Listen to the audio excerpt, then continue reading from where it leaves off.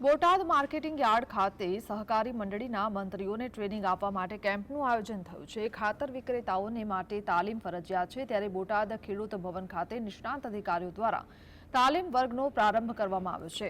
સુરતની સરદાર પટેલ યુનિવર્સિટીથી નિષ્ણાંત અધિકારીઓ દ્વારા 15 દિવસ માટે તાલીમ વર્ગ શરૂ કરવામાં આવ્યા છે। તેમાં 10 દિવસ બોટાદ એપીએમસી ખેડૂત ભવન ખાતે તાલીમ આપવામાં આવશે, જ્યારે બાકીના 5 દિવસ ફિલ્ડમાં લઈ જઈ પ્રેક્ટિકલ સમજણ આપવામાં આવશે।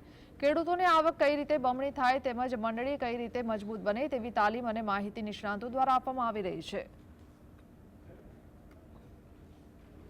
સુરતની સરદાર પટેલ યુનિવર્સિટીના અધિકારીશ્રીઓ 15 દિવસ માટે ટ્રેનિંગ આપશે, જેમાં 10 દિવસ માટે અહીંયા ખેડૂત ભવનની અંદર ટ્રેનિંગ આપશે અને 5 દિવસ માટે ફિલ્ડમાં લઈ જઈ અને બધું બતાવી અને ખેડૂતોની આવક કઈ રીતે બમણી થાય અને કઈ રીતે મંડળી મજબૂત થાય એવા હેતુસર આ આયોજન કરવામાં આવેલ છે।